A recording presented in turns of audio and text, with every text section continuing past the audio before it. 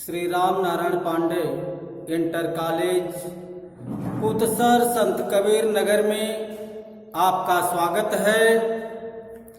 आज हम आप लोगों को कक्षा 12 हिंदी से शीर्षक कैकेयी का अनुताप समझाने जा रहे हैं। इसके पहले वीडियो में आपने पढ़ा कि भरत जी की मर्म स्पर्शी बात को सुन करके मर्यादा पुरुषोत्तम श्री रामचंद्र जी भरत जी को अपने हृदय से लगा लिए। उनके आंखों से आंसुओं की धारा गिरने लगी और वह बड़े विनम्र भाव से कहने लगे, उसके आशय की थाह मिलेगी किसको, जलकर जननी ही जान न पाई जिसको। यह सच है तो अब लौट चलो तुम घर को, चौके सब सुनकर अटल कैकेयी स्वर को। सबने रानी की ओर अचानक देखा, वैधव्य तुषारा वृता यथा विधु लेखा। बैठी थी अचल तथापि असंख्य तरंगा, वह सिंही अब थी हाहा गोमुखी गंगा। हाँ चलकर भी मैंने न भरत को जाना, सब सुन ले तुमने स्वयं अभी यह माना। यह सच है तो फिर लौट चलो घर भैया, अपराधीन मैं हूं तात तुम्हारी मैया। दुर्बलता का ही चिन्ह विशेष शपथ है, पर अबला जन के लिए कौन सा पथ है। संदर्भ संपूर्ण अध्याय का पहले वीडियो में बताया गया, एक बार और ध्यानपूर्वक सुनिए। प्रस्तुत पद्यांश हमारी पाठ्य पुस्तक काव्यांजलि की शीर्षक कैकेयी का अनुताप से उद्धृत है। प्रस्तुत पंक्तियां साकेत महाकाव्य से संकलित है। इसके रचयिता राष्ट्र कवि मैथिली शरण गुप्त जी हैं। प्रसंग देखिए। कैकेयी श्री राम के सम्मुख अपने किए हुए कर्मों पर पश्चाताप करती है। इसी का वर्णन इस पद्यांश में किया गया है। उसके आशय की थाह मिलेगी किसको। प्रभु श्री रामचंद्र जी बड़े विनम्र भाव से कहने लगे कि उसके आशय की, यहां उसके शब्द सर्वनाम है। संज्ञा के स्थान पर प्रयुक्त होने वाला शब्द सर्वनाम कहलाता है। भरत जी को संबोधित करके श्री रामचंद्र जी कहते हैं कि उसके आशय की थाह मिलेगी किसको, जनकर जननी ही जान न पाई जिसको।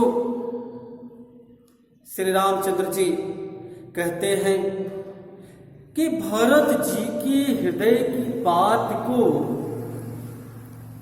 जन्म देने वाली उनकी मां स्वयं नहीं समझ पाई कि भरत जी के हृदय में क्या है।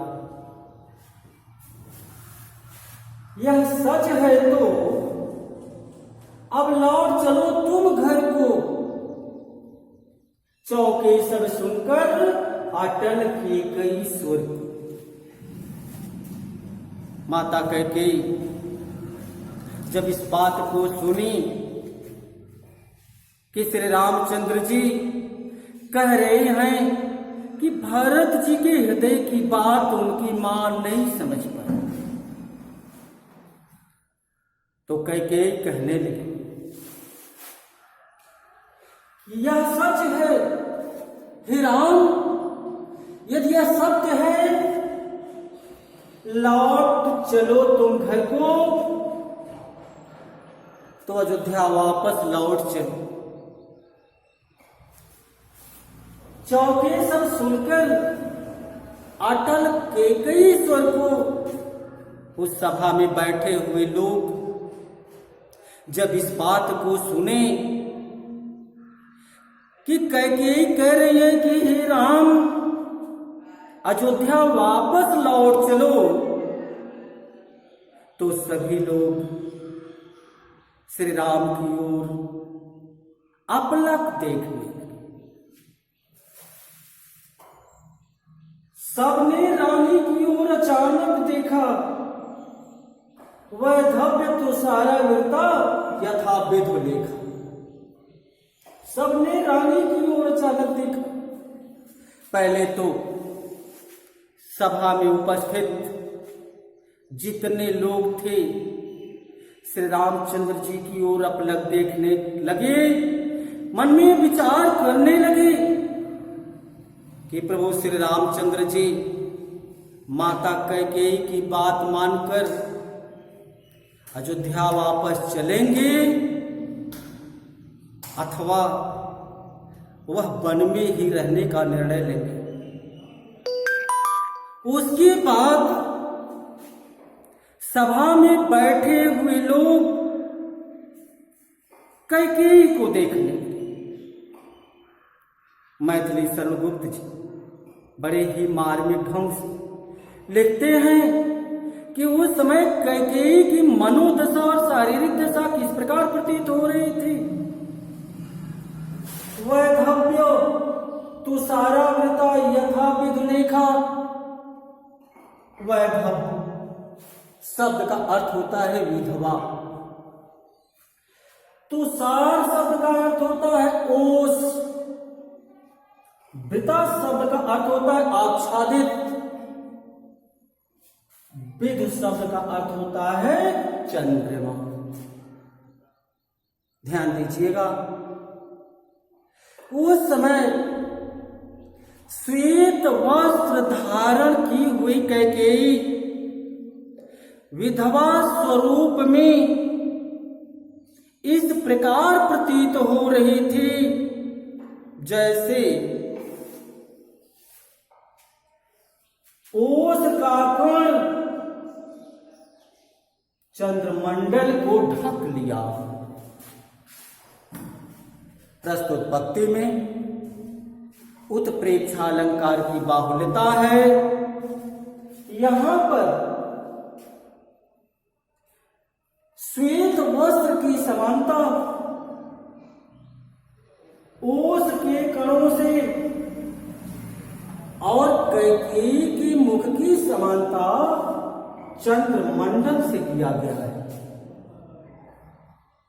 बैठी थी अचल तथापि असंख्य तरंगा, वह सिंही अब थी गोमुखी गंगा। बैठी थी अचल तथापि असंख्य तिरंगा। कैकेयी बड़े ही शांत स्वभाव से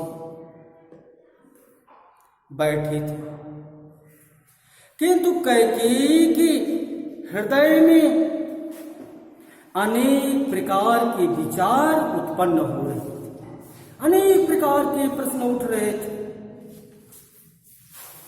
वह सिंही अब थी गोमुखी गंगा।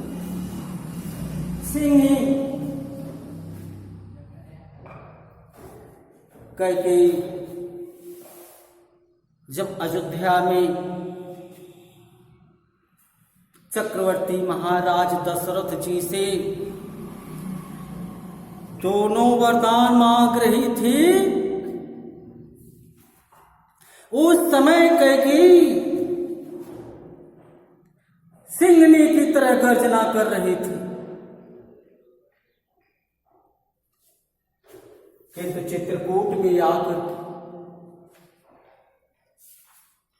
कैकेयी के स्वभाव में इतना परिवर्तन हो गया, वह अपने किए हुए बुरे कर्मों पर पश्चाताप करने लगी। कैकेयी का स्वभाव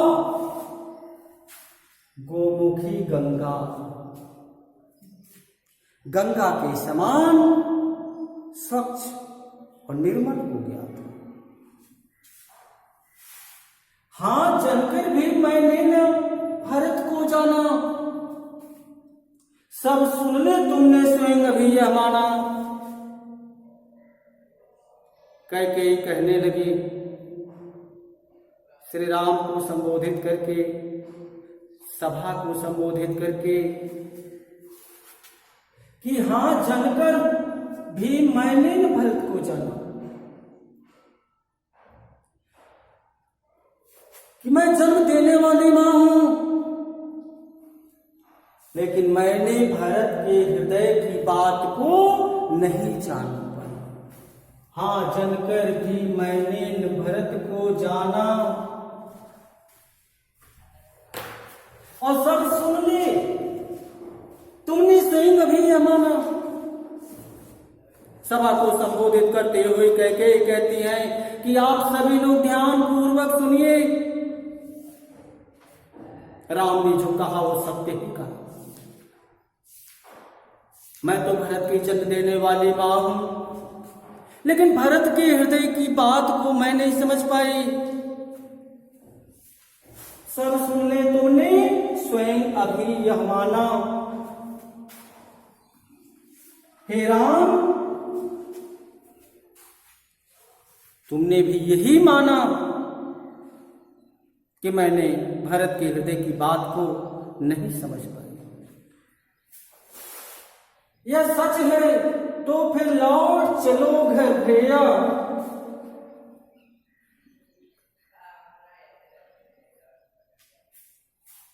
राम को संबोधित करके माता कैकेयी कहती हैं कि हे राम, यदि ये सच है तो अब अयोध्या वापस लौट चलो।